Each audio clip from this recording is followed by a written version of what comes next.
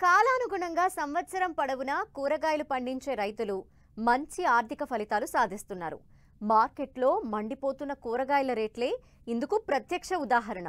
వేసవిలో నీటి వసతి కింద కూరగాయలు సాగు చేసిన రైతుకు ప్రస్తుతం కాసుల వర్షం కురుస్తోంది. కూరగాయల్లో ధరల హెచ్చుతగ్గులు ఉన్నా స్థిరమైన ఆదాయాన్నిచ్చే పంటగా బెండ సాగు రైతుల ఆదరణ పొందుతోంది. ప్రస్తుతం వర్షాలు ఆశాజనకంగా ఉండటంతో రైతులు బెండ సాగుకు సన్నద్ధమవుతున్నారు. దీని సాగు వివరాల్ని ఇప్పుడు తెలుసుకుందాం.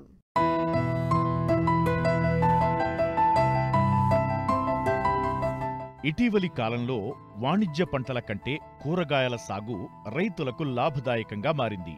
మార్కెట్ ధరల్లో హెచ్చుతగ్గులున్నా ఒకసారి కాకపోతే మరోసారి రేటు కలిసొస్తుండటంతో రైతులకు సాగు లాభదాయకంగా మారింది. ముఖ్యంగా బెండ, వంగ వంటి కూరగాయ పంటలు మార్కెట్ ఒడిదుడుకులకు లోనయ్యే అవకాశాలు తక్కువ. చీడపీడలను ఎప్పటికప్పుడు గమనిస్తూ సకాలంలో తగిన యాజమాన్య సస్యరక్షణ చర్యలు చేపట్టినట్లయితే బెండ సాగులో ఎకరాకు 5 నుంచి 10 టన్నుల దిగుబడిని సాధించవచ్చు.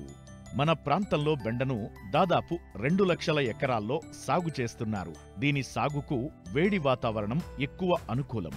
అందువల్ల తొలకరి పంటగా జూన్ నుంచి ఆగస్టు వరకు, వేసవి పంటగా జనవరి నుంచి ఈ పంటను సాగు చేస్తున్నారు. బెండ సాగుకు అనువైన రకాలను గమనిస్తే పర్బానీ క్రాంతి, అర్కా అనామిక, అర్కా అభయ రకాలు ఎకరాకు 5 టన్నుల దిగుబడి సామర్థ్యంతో రైతు క్షేత్రాల్లో మంచి ఫలితాలను ఇస్తున్నాయి. వీటి పంటకాలం 85 నుంచి 90 రోజులు. బెండ సాగులో ప్రధాన సమస్య అయిన ఎల్లోవీన్ మొజాయిక్ తెగులును అర్కా అభయ రకం సమర్థవంతంగా తట్టుకుంటుంది.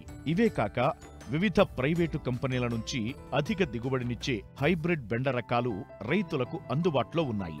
ఆయా ప్రాంత వాతావరణ పరిస్థితులకు అనుగుణంగా తెగుళ్లను తట్టుకునే రకాలను రైతులు ఎంపిక చేసుకోవాలి.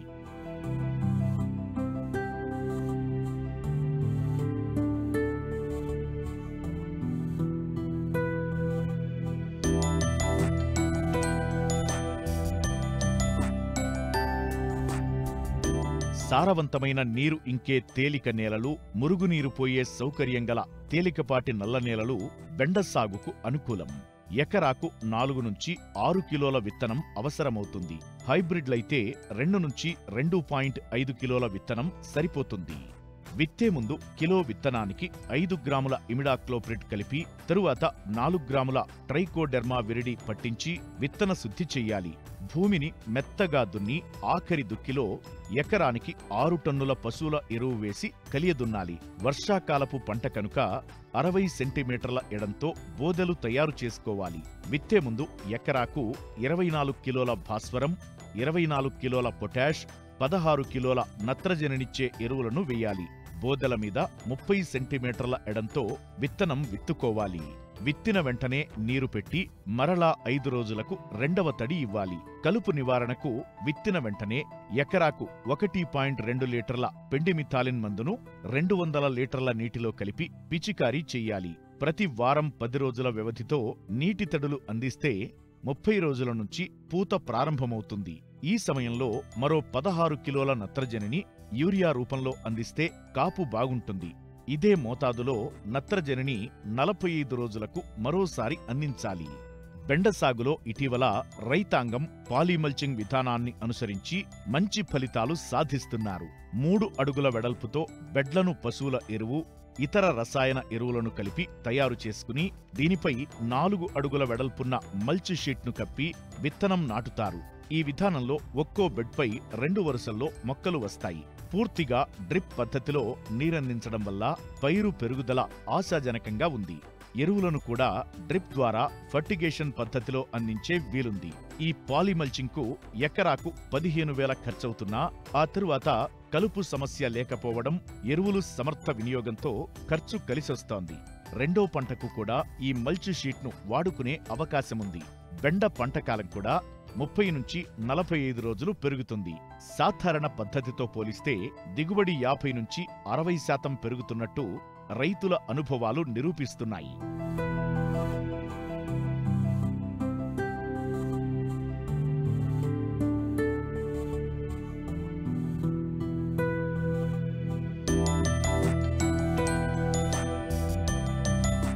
బెండను ప్రధానంగా ఆశించే తెగుళ్లలో బూడిద తెగులు, ఎల్లోవీన్ మొజాయిక్ తెగులు ముఖ్యమైనవి. బూడిద తెగులు ఆశించినప్పుడు ఆకులపైన అడుగు భాగాన బూడిద వంటి పొరతో కప్పబడి ఉంటుంది. తేమ ఎక్కువ ఉన్నప్పుడు ఈ తెగులు తీవ్రత ఎక్కువ ఉంటుంది. ఉధృతి ఎక్కువైతే ఆకులు పచ్చబడి రాలిపోతాయి. దీని నివారణకు 3 గ్రాముల నీటిలో కరిగే గంధకం పొడి లేదా 1 మిల్లీలీటర్ డైనోకాప్ లేదా 2 మిల్లీలీటర్ల హెక్సాకొనజోల్ మందును లీటరు నీటికి కలిపి పిచికారీ చేయాలి.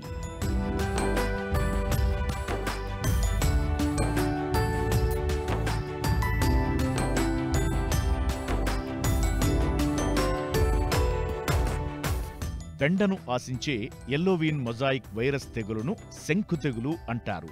తెల్లదోమ ద్వారా ఇది వ్యాప్తి చెందుతుంది. వైరస్ తెగులు అవటం వల్ల దీనికి నివారణ లేదు. తెగులును వ్యాప్తి చేసే తెల్లదోమ నివారణకు డైమిథోయేట్ 2 మిల్లీలీటర్లు లేదా ఎసిఫేట్ 1.5 గ్రాములు లీటరు నీటికి కలిపి పిచికారీ చేయాలి.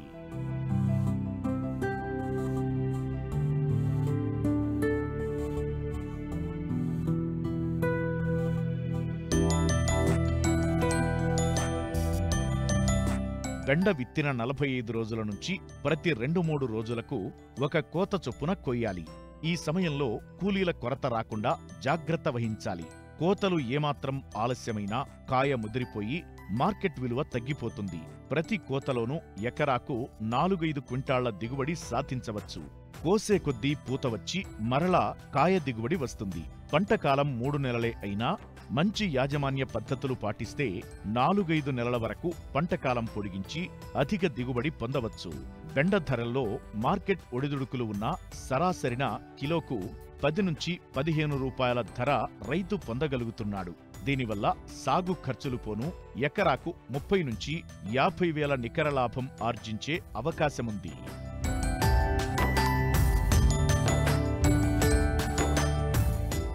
దేశవాళీ పశుజాతులు అంతరించే దశకు చేరుకుంటున్నాయి. వీటి పెంపకం ఖర్చుతో కూడుకున్నది కావటంతో చిన్న రైతులు ఇప్పటికే వీటికి దూరమయ్యారు. ఈ క్రమంలో కొందరు పెద్ద రైతులు మాత్రం వీటిపై మక్కువతో సాకుతున్నారు. ఈ కోవలోనే తూర్పుగోదావరి జిల్లాకు చెందిన ఓ రైతు దేశవాళీ ఆవులపై మక్కువతో వాటిని పెంచుతున్నారు. ఎలాంటి లాభాపేక్ష లేకుండా ముందుకు వెళ్తున్నారు.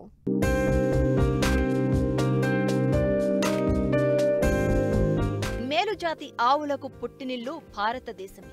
వాణిజ్య వ్యవసాయ విస్తరణతో ఆహార ధాన్యాల పంటలను, పశువుల పెంపకాన్ని కలిసి నిర్వహించే సంప్రదాయక వ్యవసాయం అంతరించింది. ఫలితంగా వ్యవసాయంతో పెనవేసుకున్న అనుబంధ వృత్తిగా పశు పోషణ కూడా క్షీణించింది.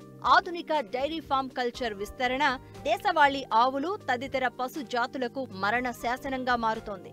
ఈ నేపథ్యంలో ఎలాంటి లాభాపేక్ష లేకుండానే కేవలం మేలుజాతి దేశీ ఆవుల సంరక్షణ చేపట్టారు తూర్పుగోదావరి జిల్లా పెరవలి మండలం కానూరు అగ్రహారం గ్రామానికి చెందిన రైతు కుందుల గణపతి.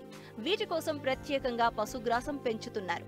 అంతేకాదు వేసవి తాపం నుండి వీటిని కాపాడేందుకు ఒక గేదెల స్విమ్మింగ్ పూల్ కూడా నిర్మించారు. పశువులంటే ఇంట్రెస్ట్ తోటి అన్ని రకాల మేలుజాతి ఆవుల్ని, గేదెలను అన్నింటినీ మేపుతాం సరదాతోటి. దీని మీద ఏమీ ఆదాయం తీస్తానికి కాదు, ఇదొక సరదాగా మేపుతాం. రకరకాల ఆవులు, అన్ని రకాల ఆవులు ఉన్నాయి. కాంక్రీజ్ ఉంది, పొంగనూరు ఉంది, గిరి ఉంది, మల్లాడి గిడ్డలు ఉన్నాయి, ఒంగోలు ఉంది, ఒరిజినల్ ఒంగోలు, హెచ్ఎఫ్ ఉంది, జెర్సీ ఉంది, 2 కపిలావులు ఉన్నాయి. గేదెల్లోనేమో ముర్రా ఉంది, మంచి మేలు జాతి గేదెలు 2 ఉన్నాయి. ఎక్కువ ఆవులు, అన్ని రకాల ఆవులు. కాంక్రీజ్ అంటే బాహుబలిలో ఉన్న జాతి, అది 6 లీటర్లు పాలిస్తుంది. ఇది అదే మా దగ్గర ఇప్పుడు వరకు ఒక పెయ్యి పుట్టింది, ఒక 2 గిత్తలు వేసింది. వీటి పోషణ అంటే పచ్చగడ్డి, పొలాలు ఉంటుంది, పచ్చగడ్డి పెట్టాం. అవి కాకుండా దానాలు అయ్యి పెడతాం. ఈ కాంక్రీజ్ అన్నది కూడా బయట ఇతర రాష్ట్రానికి, ఇది మంద కాదు, ఇతర రాష్ట్రం నుంచి కొనుక్కొచ్చేవండి. అది గిరి అంటే గుజరాత్ నుంచి వస్తాయి. ఇక్కడ ఈ మధ్యకాలంలో గిరి బాగా ఉంది. పాలు అయ్యి కూడా చాలా మంచి గిరి పాలు అంటే, నెయ్యి కూడా చాలా చాలా ఇష్టపడతారు అందరూ. అలాగే కపిలావ్ అన్నది ప్రతి చోట ఉండేదే. అది కపిలావ్ ఉండటం చాలా మంచిది, ఈశ్వరుడికి చాలా ఇష్టం. కపిలావ్ పాలు అభిషేకం చేస్తే ఈశ్వరుడికి చాలా ఇష్టం. పొంగనూరు నుంచి ఏమో ఈ పొంగనూరు నుంచే కొనుక్కొచ్చేవి. ఆ పాలు తీసాక తర్వాత మనుషులందరూ వెళ్ళి గడ్డి కోసుకొస్తారు. పొద్దున్నే ఒకసారి దానా పెడతారు, మళ్ళీ సాయంత్రం ఒకసారి దానా పెడతారు. ఈ మధ్యలో అంతా గడ్డి మేపుతూ ఉంటాం. అది కాకుండా మధ్యలో 2 గంటలు స్విమ్మింగ్ పూల్లో ఉంటాయి. దీని మీద ఒక 15 మంది ఉపాధి, మా దగ్గర 15 మంది ఉంటారు మొత్తం. గడ్డి కోసుకొస్తానికి ఒక 5గురు, గేదెలు శుభ్రం చేసి పాలు తీస్తానికి ఒక 4గురు, దానాలు అవి పెడతానికి ఒక 2, దగ్గర దగ్గర 15 మంది ఓన్లీ వీటిని మేపుతానికి ఉంటారు. గడ్డి అది మా ఊళ్ళోని గడ్డి అంతా ఈ చుట్టుపక్కలంతా గడ్డి ఉంటుందండి. ఒక 6 ఎకరాల దాకా గడ్డి పెట్టాం. 6-7 ఎకరాలు ఆవులు మేపుతూ ఖర్చు ఇచ్చేది ఎలా ఉన్నా కానీ ఆవులు కూడా ఆ నీటిలో ఉండడానికి చాలా ఇష్టపడతాయి. వేసవకాలం అయితే మరీ ఇష్టపడతాయండి. అవి కూడా మన పిల్లలు అదే ఆడుకున్నట్టే కిందకి దిగి చాలా ఎక్కువసేపు ఉంటాయండి. ఎప్పుడు ప్రతిరోజు ఏ రోజు నీరు ఆ రోజు బయటికి తీసేసి శుభ్రంగా సాయంత్రానికి శుభ్రంగా కడిగేసి బ్లీచింగ్ వేసి శుభ్రంగా కడిగేసి మళ్ళీ కొత్త నీరు పెడతామండి. ఏ రోజు నీరు ఆ రోజే నీరు చేలోకి వెళ్ళిపోద్దండి. చేను మారాది కూడా దీంట్లో వేసిన యూరిన్ ఈ మలం అది కూడా చేనుకి బలం. ఇదొక సరదా. దీని లాభం వస్తుందని ఇదని కాదు, లాభం చూసుకుంటే మేపలేం. గోవుల్ని సంరక్షించాలి, గోవచ్చల్ని ఖండించాలి. ఏదన్నా వెళ్తున్నా కానీ ఎవడన్నా తోలుకెళ్తున్నా అది నచ్చితే మేము తీసుకుంటాం, కొనేసరికి డబ్బులు ఇచ్చేసి మా దగ్గర కట్టుకుంటామండి.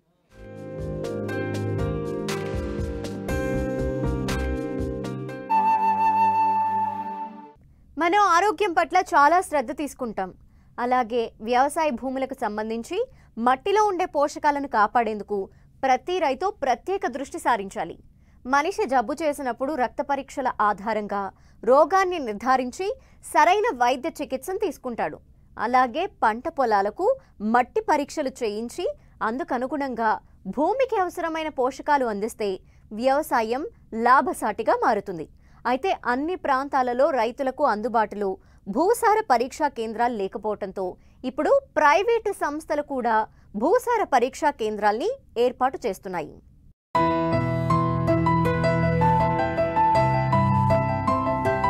భూమి యొక్క సారాన్ని పరీక్షించి తెలుసుకునే పద్ధతిని భూసార పరీక్ష అంటారు. భూమి మొక్కలకు కావలసిన పోషకాలను అందిస్తూ మొక్క పెరుగుదలకు, దిగుబడిని అందించడంలో ప్రధాన పాత్ర వహిస్తుంది. కనుక రైతు నేల యొక్క పోషక సామర్థ్యాన్ని తెలుసుకోవడం వల్లనే ఏ నేలలో ఏ పంట వేస్తే బాగా పెరిగి మంచి దిగుబడులు వస్తాయో తెలుసుకుని మంచి దిగుబడులు ఇచ్చే పంటను పండించడానికి అవకాశం ఏర్పడుతుంది. వేసిన పంటలకు నేలలో తగు నిష్పత్తిలో పోషకాలు లేనప్పుడు భూసార పరీక్ష ద్వారా నేలలో ఏ పోషకాలు తగ్గాయో ఆ పోషకాలను మాత్రమే నేలకు అందించడం వలన పంట మంచి దిగుబడిని అందించడమే కాక నేలకు అందించే పోషకాల ఖర్చు కూడా తగ్గించుకోవచ్చు. అంతేకాదు నేలకు సరిపడా పోషకాలను అందించడం వలన నేల వాతావరణంలో ఏర్పడే దుష్పరిణామాలను అరికట్టి భవిష్యత్తు తరాలకు పంట పండించడానికి అనుకూలమైన మంచి నేలను అందించగలుగుతాం. అయితే ప్రభుత్వం ఆధ్వర్యంలో నడిచే భూసార పరీక్షలు తక్కువగా ఉండడంతో ప్రైవేట్ కంపెనీలు కూడా రైతులకు అందుబాటులోకి భూసార పరీక్ష కేంద్రాలను తీసుకొచ్చాయి. మేము నాక్రోబయోటెక్ ద్వారా సాయిల్ టెస్టింగ్ ల్యాబ్ పెట్టడానికి ప్రధాన కారణం ఏమిటంటే ఈరోజు రైతులు ఎదుర్కొన్నటువంటి ప్రధాన సమస్య పంటలు పండించేటప్పుడు ఆ పంటలకి ఏమేమి పోషకాలు ఇవ్వాలి అనేది తెలియకపోవడం వలన, మెయిన్ పాత రోజులు ఏంటంటే పాడి పంట ప్రతి రైతుకి ఉండటం వలన సేంద్రియ ఎరువులు తీసుకెళ్ళేసి భూమిలో వాడేవాళ్ళు. అప్పుడు ఏంటంటే కావాల్సిన పోషకాలన్నీ భూమిలో ఉండేవి, రైతులు ఆర్థికంగా ఎదిగేవాళ్ళు, పంట దిగుబడి బాగా వచ్చేది. రాను రాను సేంద్రియ ఎరువుల యొక్క వినియోగం తగ్గటం, రసాయన వినియోగం పెరగటం వలన భూమిలో ఏముందో తెలుసుకోలేని పరిస్థితి రైతులకి ఏర్పడింది. కేవలంగా వ్యవసాయం చేసే ప్రతి రైతు కూడా భూసార పరీక్ష చేసుకుంటే భూమిలో ఏ ఏ పోషకాలు ఉన్నాయి, ఏ ఏ పోషకాలు అందుబాటులో ఉన్నాయి తెలుస్తుంది. ఆ విధంగా తెలుసుకోవడం వలన రైతు పెట్టేటువంటి పంట, అది పత్తి కానీ మిరప కానీ లేకపోతే రకరకాల పంటలతోటి ఏమేమి వాడవచ్చు అంటే భూమిలో ఉన్న పోషకాలతో పాటు ఆ పంటలకు కావాల్సిన పోషకాలు తెలుసుకొని రైతు ఆర్థికంగా ఎదగడానికి బాగా ఉపయోగపడుతుంది. వ్యవసాయం చేసే ప్రతి రైతు ఖచ్చితంగా సాయిల్ టెస్ట్ చేసుకోవాల్సి ఉంటుంది. మిరప వేసే రైతు కానీ, పత్తి వేసే రైతు కానీ, లేదా అరటి వేసే రైతు కానీ భూమిలో ఏముందో తెలుసుకుంటే ఆ భూమిలో ఉన్న పోషకాలను బట్టి అతను పత్తి పంట వేస్తే బాగుంటుందా, మిరప పంట వేస్తే బాగుంటుందా, లేదా ప్యాడీ వేస్తే అంటే అతనికి ఉన్నటువంటి ఆర్థిక సమాచారాన్ని బట్టి, ఆర్థిక స్తోమతను బట్టి అతను పంట వేసుకుంటాడు. గత 10 సంవత్సరాల నుంచి కూడా కేంద్ర ప్రభుత్వము, రాష్ట్ర ప్రభుత్వం కూడా భూసార పరీక్షలు చేయిస్తూనే ఉంది. కాకపోతే ఏంటంటే రైతులకి తగిన విధంగా అందుబాటులో లేకపోవడము, రెండవది ఏంటంటే సమయాభావం వలన, డిపార్ట్మెంట్కి రైతుల సమయాభావం వలన కరెక్ట్ యాక్యురసీగా చేయలేకపోతున్నారు. ఇక్కడ మేము పెట్టడానికి ప్రధాన కారణం ఏంటంటే ప్లస్ న్యూ టెక్నాలజీ. మా దగ్గర ప్రపంచంలోని మొట్టమొదటిసారిగా రైతు తను పంపించిన మట్టిని ప్రత్యక్షంగా ల్యాబ్లో టెస్ట్ చేసే విధానాన్ని చూడవచ్చు ఒకటి. రెండోది లైవ్లో అతను ఎలా చేస్తున్నాం మేము, అతను పంపించిన మట్టిలో ఏ పోషకాలు ఉన్నాయో కూడా రైతు క్లియర్గా తెలుసుకోవచ్చు. 45 నిమిషాల్లోనే మేము ఆ రిపోర్ట్ను రైతు పంపించడం జరుగుతుంది. ఆ రిపోర్ట్ ద్వారా రైతు అతను భూమిలో వేసే పంట ఏదైతే ఉందో ఆ పంటకు మేము ఇచ్చేటువంటి రిపోర్ట్లో ఉన్నటువంటి ప్రత్యేకత ఏంటంటే భూమిలో ఉన్న పోషకాలు ఏమిటి, ఆ పోషకాలు ఎంత మోతాదులో ఉన్నాయి ఒకటి. రెండు, పంటకు కావాల్సిన మోతాదు ఏంటి, భూమిలో ఉన్న పోషకాలు ప్లస్ పంటకు కావాల్సిన పోషకాలు రెండు కలిపితే అతను వాడాల్సిన పోషకాలు మూడు ఒక చార్ట్ ద్వారా తయారు చేయడం జరుగుతుంది. నాలుగోది ఏంటంటే మెయిన్ ముఖ్యంగా అంటే భూసార పరీక్ష చేసుకున్న ప్రతి రైతుకి మొదటి నుంచి చివరి వరకు అంటే క్రాప్ ఎండింగ్ వరకు కంప్లీట్గా రైతుకి మేము ఎలా చేయాలి, ఏ సమయంలో ఏ పోషకాలు ఇవ్వాలి, ఏ పురుగు మందులు వాడాలి, ఏ తెగులు మందులు వాడాలనేది ఒక రైతుకి మేము మొదటి నుంచి చివరి వరకు కూడా అతనికి తగు సూచనలు సలహాలు ఇవ్వడం జరుగుతుంది. మట్టి నమూనాను సేకరించడం భూసార పరీక్షలో అన్నిటికన్నా ముఖ్యమైనది. భూసార పరీక్ష కొరకు తీయవలసిన మట్టి నమూనా సరైనది కానిచో దాని భౌతిక, రసాయన మరియు జీవ లక్షణాలు మన పొలం లక్షణాలను ప్రతిబింబించేవిగా ఉండదు. దీనివలన చేయించిన భూసార పరీక్ష, దానికి అనుగుణంగా చేసిన ఎరువుల సిఫారసులు వ్యర్థమవుతాయి. అంతేకాక ఒక్కొక్కసారి తప్పుడు సిఫార్సులు కూడా చేయడం జరుగుతుంది. కాబట్టి మట్టి నమూనా సేకరణలో ఎలాంటి జాగ్రత్తలను పాటించాలో తెలియచేస్తున్నారు భూసార పరీక్ష కేంద్రం నిర్వాహకులు. ఇప్పటి వరకు రైతులు ఎప్పుడైనా సాయిల్ టెస్ట్ చేయించుకోవాలి అని అనుకుంటే కేవలం గవర్నమెంట్ ద్వారా చేయించుకోవడం, లేదంటే వాళ్ళ దగ్గరలో ఊరికి దగ్గరలో ఉన్న అందుబాటులో ఉన్న ప్లేసెస్కి వెళ్ళి ఆ టెస్ట్ అనేది చేయించుకునేవాళ్ళు. కానీ రైతన్నకు తెలియని విషయం ఏంటి అనంటే ఫస్ట్ సాయిల్ టెస్ట్ చేయించుకోవాలి అన్నప్పుడు తను ఏ విధంగా అసలు సాయిల్ టెస్ట్ని శాంపిల్ని తీయాలి బయటికి, ఎవరు చెప్తారు, ఎలా చెప్తారు, ఏం చేస్తే వాళ్ళకి తెలుస్తుంది అని ఇవన్నీ గైడ్ చేయడానికి మన నాక్రోబయోటిక్ ఇనిషియేషన్ తీసుకొని ముందుకు వచ్చింది. ఇప్పుడు ప్రతి గ్రామానికి ప్రతి ఒక్క రైతుకి అందుబాటులో ఉండేటట్టు మేము ఒక కంపెనీ నెంబర్ని మీకు కాంటాక్ట్కి ఇస్తాము. ఇప్పుడు డైరెక్ట్గా మీరు ఎవరి సహాయం లేకుండా, ఎవరిని కాంటాక్ట్ అవ్వకుండా డైరెక్ట్గా మీరు మా నెంబర్కి కాంటాక్ట్ చేసి సాయిల్ టెస్ట్ ఇలా శాంపిల్ చేయించుకోవాలనుకుంటున్నాము, మా పొలంలో ఏం తక్కువ ఏం ఎక్కువ, అసలుకి పెట్టుబడి ఎంతో పెడుతున్నాము కానీ మాకు అవుట్పుట్ అనేది మంచిగా రావట్లేదు, ఇన్వెస్ట్మెంట్ ఏమో ఎక్కువ అయిపోతుంది, ఇన్కమ్ ఏమో తక్కువ అయిపోతుంది అనే క్వశ్చన్ ప్రతి ఒక్క రైతుకి ఉంటుంది. ఇప్పుడు మీకు ఆ ప్రాబ్లం అనేది ఉండదు. డైరెక్ట్గా మాతో కాంటాక్ట్ అయినప్పుడు మీకు మీ సాయిల్లో ఫస్ట్ టెస్ట్ చేసుకోండి. సాయిల్ టెస్ట్ చేసుకోవడం వల్ల మీకు దాంట్లో ఏం న్యూట్రిషన్స్ ఉన్నాయి, ఏం ఎక్కువ న్యూట్రిషన్స్ ఉన్నాయి, ఏం తక్కువ న్యూట్రిషన్స్ ఉన్నాయి అనేది సాయిల్ రిపోర్ట్ వల్ల మీకు తెలుస్తుంది. ఆ సాయిల్ టెస్ట్ ఎలా శాంపుల్ మాకు పంపించాలి అని మా సిబ్బంది మీకు చెప్తారు. ఇప్పుడు ఎప్పుడైతే మీరు సాయిల్ మాకు పంపిస్తారో కార్గో సర్వీస్ ఉంటుంది, మనం 1 డేలోనే మీరు సాయిల్ మాకు పంపించేయచ్చు. మేము ఇక్కడ రిసీవ్ చేసుకొని దాన్ని సాయిల్ టెస్ట్ ల్యాబ్లో ప్రాసెసింగ్ చేసి మీకు ఒక టెస్ట్ రిపోర్ట్ అనేది డైరెక్ట్గా మీకు వాట్సాప్ చేయడం అనేది జరుగుతుంది. 1 అవర్ ప్రాసెస్ ఉంటుంది. ఆ 1 అవర్ ప్రాసెస్ మీరు మాతో ఆన్లైన్లో ఉంటే డైరెక్ట్ టెస్ట్ అంతా మీకంటే ముందే మీ రిపోర్ట్ మేము చేసి మీకు రిపోర్ట్ ఇస్తాము. ప్రాసెసింగ్ కూడా మీకు తెలుస్తుంది. ఆఫ్టర్ టెస్ట్ ప్రాసెసింగ్ అంతా అయిన తర్వాత మీ పొలంలో ఏ పంట వేసుకుంటే బాగుంటుంది, ఏ పోషకాలు తక్కువ ఉన్నాయి, ఏ మినరల్స్ మీకు తక్కువగా ఉన్నాయి, ఏవి ఎక్కువ ఉన్నాయి అన్నీ మాకు ఆ రిపోర్ట్లో మీకు డైరెక్ట్ చూపిస్తుంది. అండ్ రికమెండేషన్స్ కూడా డైరెక్ట్ మనకి ఆ టెస్ట్లోనే తెలుస్తుంది. మీరు మీ పొలంలో pH లెవెల్ అనేది 6 ఉంది, ఎప్పుడైతే మనం 7 ఉంటుందో న్యూట్రల్గా ఉంటామో ఏ క్రాప్ అయినా వేసుకుంటాం. మీకు 5, 4.5 ఉంది అని అంటే ఆ భూమిలో ఎక్కువ ఎసిడిక్ నేచర్ అనేది ఎక్కువ ఉండడం వల్ల మీకు ఏ పంట వేసుకోవాలి తెలియదు.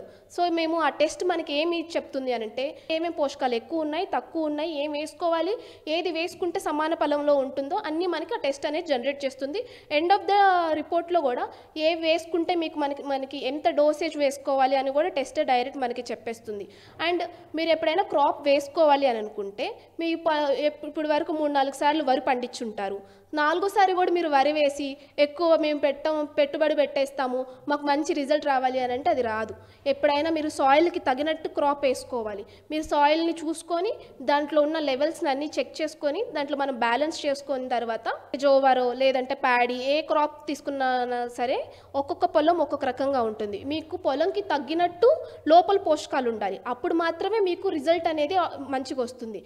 ఆటోమేటిక్గా మనకి ఎప్పుడైతే ఏ పోషకాలు ఉన్నాయో లేవో తెలిసింది అని అంటే పెట్టుబడి తగ్గిపోయినట్టే. 50 kgs వేసుకునే దగ్గర 20 kgs వేసుకుంటాం మనకి తెలిసింది అని అంటే. అండ్ మేము కేవలం సాయిల్ టెస్ట్ గురించే కాకుండా స్టార్టింగ్ టు ఎండింగ్ మీకు ఒక రిపోర్ట్ జనరేషన్ ఇచ్చినంత వరకు ప్రతిదీ మీకు సర్వీస్ ఇస్తాము.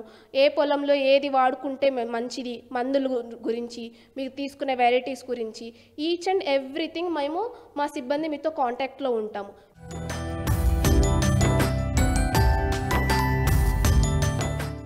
మరిన్ని ఆసక్తికరమైన విశేషాలతో ప్రతిభ బయోటెక్ కోకోలి సమర్పించు మట్టి మనిషి కార్యక్రమంలో మళ్ళీ కలుసుకుందాం. అంతవరకు సెలవు. నమస్కారం.